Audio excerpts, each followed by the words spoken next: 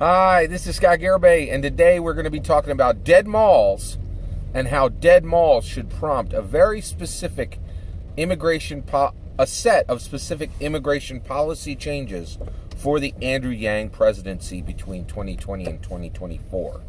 All right, so let's talk about dead malls. All right, so there's this brilliant lady. She is a Georgia Tech professor by the name of Ellen Dunham Jones.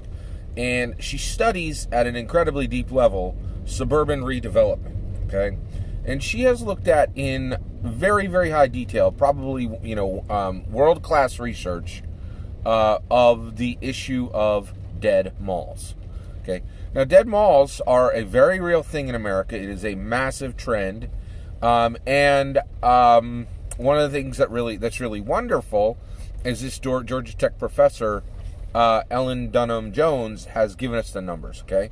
So at one point, at its height in America, there were 1,500 enclosed shopping spaces, essentially aggregates of shopping stores within structures that could logically be called malls, right? So there were 1,500 malls. 500 of them are already gone, okay? So 500 malls are already gone, okay? Of the 1,000 that remain, at minimum, 250 of those, and the number is likely more, 333, a quarter to one-third of those remaining 1,000 are already in spin-down activity, right? That are either on much, much reduced opening schedules, that are not able to fill the majority of their stores. Where they might be malls that are open, but they only have like half of their stores filled. Excuse me, and or are already in plans where they'll shut down within a year or two. Okay, so dead malls are a huge, huge thing in America, and it's a really big thing because it's a political, cultural, and societal trend. That it is a trend that gives us information about our politics, about our culture, and about our society, right? And so with that said, we can't not look at this, right? So one, there's a whole bunch of things. So the malls really sprouted up in the 80s, and that wasn't that going 80s, 90s, 2000s, aughts, right? That's it, right? Like 2000s and now the teens, right? And that's it. That's, barely 40 years ago. It's only 4 decades ago, and we saw boom to bust, right? And that is incredibly fast. That's an incredibly fast occurrence. Why did this happen? Again, Georgia Tech professor Ellen Dunham Jones has an amazing answer. Here's the answer, right? Today, half as many households have kids in America as the 1970s. That is a staggering fact. I'm going to repeat that. Today, half as many households have kids as in the 1970s. Okay? Now, again, this is a huge, huge trend within America, and it really sets the tone and explains our world has dramatically changed, right? So let's talk this through because this is incredible, all right? So today, people are just at a macro level, are literally half as interested in having kids as they were previously, right? Half the households in America today have kids than had kids in the 70s. This is a huge, huge fact, okay? And that trend is really increasing, right? Now, this is just so everything I just told you, that's all fact, right? This is my opinion. At the macro level, I think here's how we came to this, okay? Silent generation, got married, had kids, okay? And we're happy to do it, okay? Boomers, got married, had kids, got divorced, right? It just happened in literally millions of families. It was a major trend, and it scared the living bejesus out of Generation X, okay? So, and Generation X was terrified when they saw divorce, okay? Now, the reality is, I think the vast majority of people who they got married, they had kids, they got divorced, right? all of those people at the macro level, those people are like, hey, this is a terrible situation. Nobody wants to get divorced. Let's do what we can to make this as best we can for our kids. But in a ton of circumstances, I would even say in the majority of circumstances, they failed. Despite their intent, despite their sentiment, it was not great. It was really, in fact, it was pretty darn bad. I'm incredibly blessed. My parents remain married for, they're married today. Actually, they have celebrated their 50th anniversary. And I cannot tell you the stability and blessings that has poured into my life and the life of my grandchildren. And frankly, I've been married for 28 years. And one of the reasons why is I saw it can be done, right? And, and the stability it gave me, the stability it gave my grandchildren, it's tremendous. It is, and frankly, I think everybody understands that divorces happen, and everybody has been really trying to make it so that you can have a divorced family that matches what a non-divorced family can give to children. But at the macro level, it just hasn't happened. Despite sentiments, despite attempt, it hasn't happened, right? So the boomers get married at the macro level. They get married, they have kids, they divorce, right? Generation X sees this and it terrifies them, right?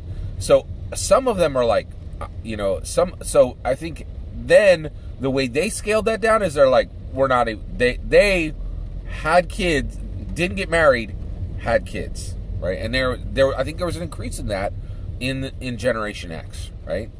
And same thing, like just millions of parents go into that situation and have every intention of making that situation as powerful and robust as two people getting married and having children, or acquiring children, and it being the same. And at the macro level, it didn't work. It did not deliver, and what they were hoping it would deliver, right? So now you have this cascade, right? So you have boomers getting married, having kids, getting divorced. You have Generation X skipping marriage, having kids.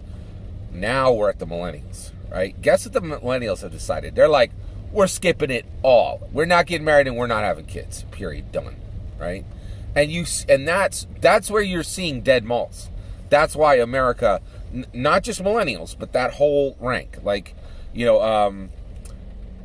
boomers have kids, get divorced, get married, have kids, get divorced. X, skip marriage, have kids. Millennials, skip marriage, skip kids, right? And that's where you arrive with dead malls populating America like flowers, like it just popped up all over, right? Like perennials, right? And so that's where we're at now. This is the new reality, right? Now, how should this impact Andrew Yang's immigration policy? Well, it should impact it in a very massive way. And here is how. Okay. All right. So what do you do? What do you do with this, right? Well, so one, immigration is massively important. This set of immigration policy change, in my opinion, fixes legal immigration. It does not fix the illegal immigration problem, right? Actually, I think it does, because there would be a strong set of changes to legal immigration. It logically should reduce illegal immigration, because there is a sound method that is understood to come in America the other way, and that method would be understood by the American public and by those who are trying to immigrate. So let me break it down.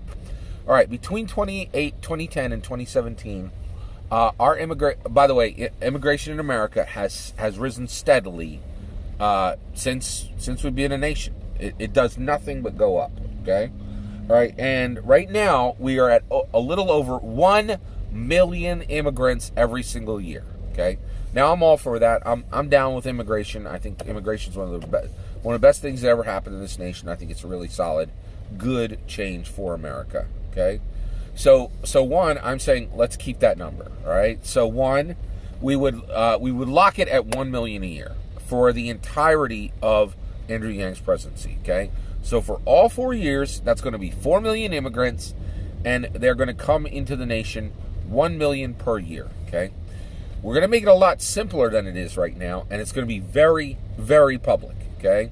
And and the government would have an announcement and education that went along with immigration.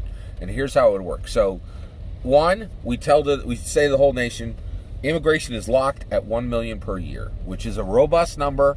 We don't need to be ashamed of that number. We're taking in lots of people, and everyone, it's easy to remember. 1 million a year, okay?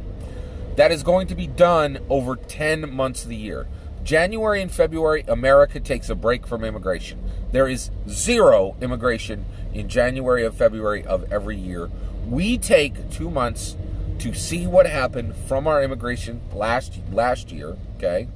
And at that point, we would not change any of the numbers. We would not change, but we might change how we're processing people and how we're aiding people who have immigrated, or how we're aiding people who have been impacted by immigration, right? So those 2 months are just a break from immigration, okay? But for the other 10 months a year, we bring in 100,000 immigrants from one specific nation, right? So again, this is going to be very simple. We're going to get rid of the complexity. People are going to know what's happening with immigration, right? So January 20th, 2021, Andrew Yang drops into the presidency, right? January and February, there's no immigration. Starting in March, we have 100,000 immigrants from Liberia, okay? In February, we have 100,000 immigrants from Mexico. January, February, March, April. In April, we have 100,000 immigrants coming in from the Ukraine.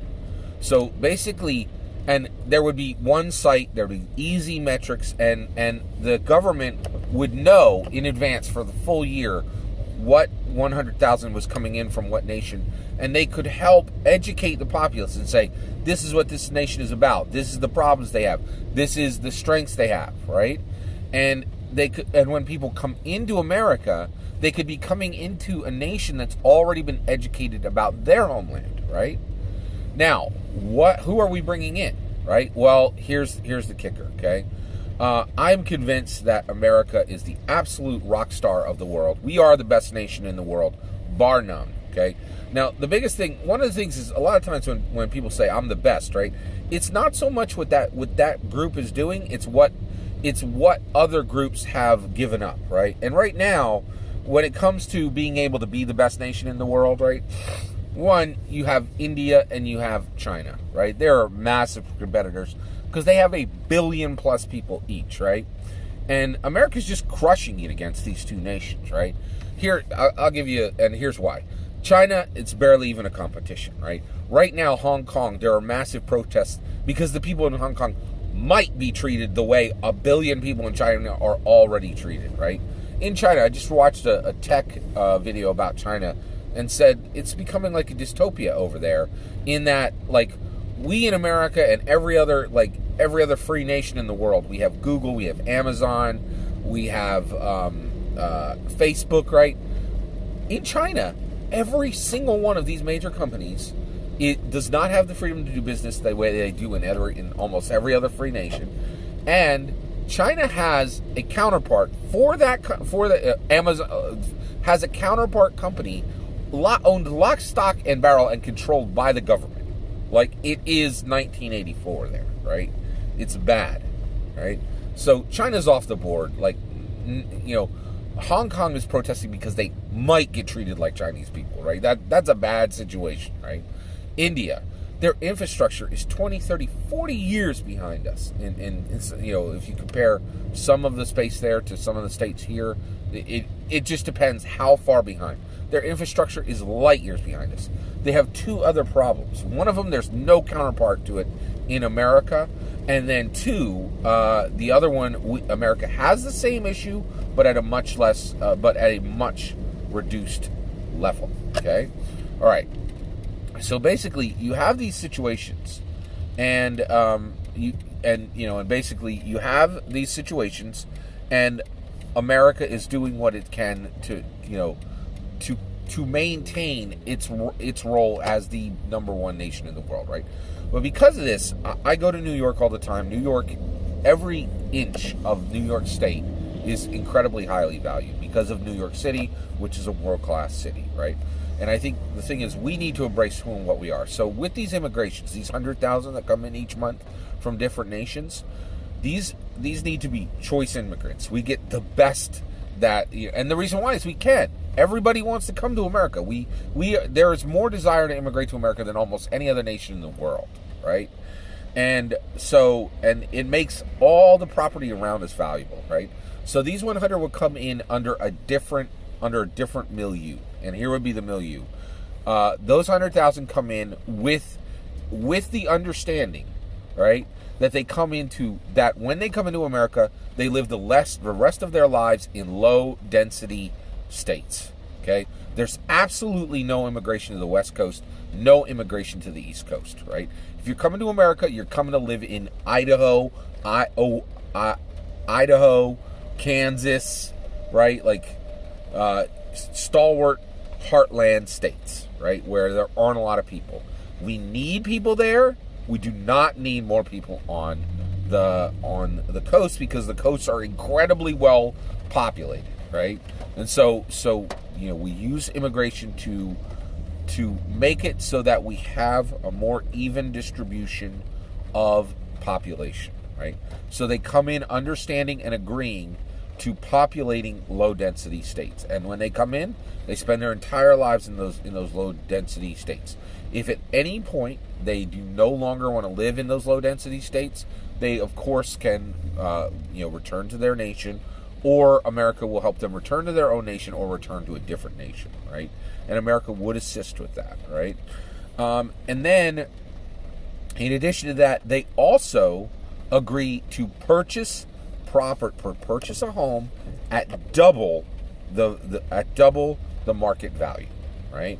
And the reason why is, again, America can demand this. Our citizenship is the most valuable citizenship in the world.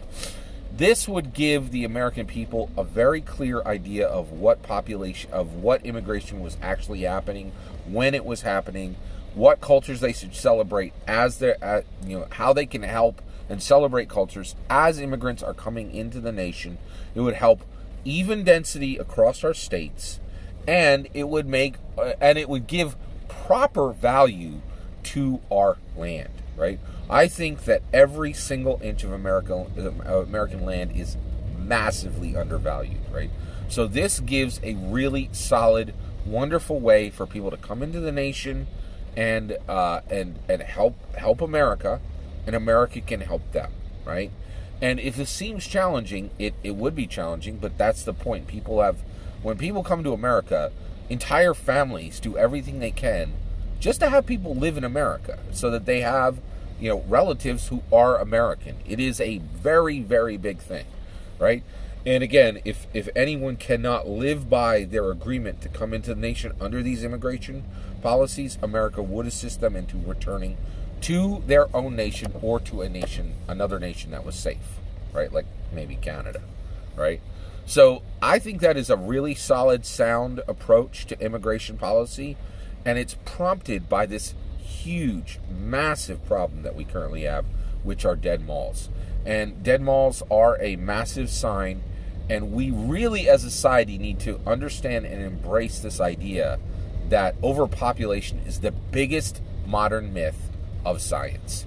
It is like basically every country in the world is trending toward being a developed nation, and every developed nation is trending toward struggling to even have replacement rate births, right? The idea that the earth is going to be overpopulated is utterly laughable, right? And it means we really need to change a lot about how we're structuring our nation. I think this is a really sound immigration policy for Andrew Yang's presidency. I'm leaving this here for him and his team to drop this into place when I vote for him and put him in the presidency. All right, Andrew Yang in the White House. That's my opinion. I'd love to hear your opinion on the topic. Please let me know in the comments below. Please consider liking and subscribing, and have a wonderful millennium.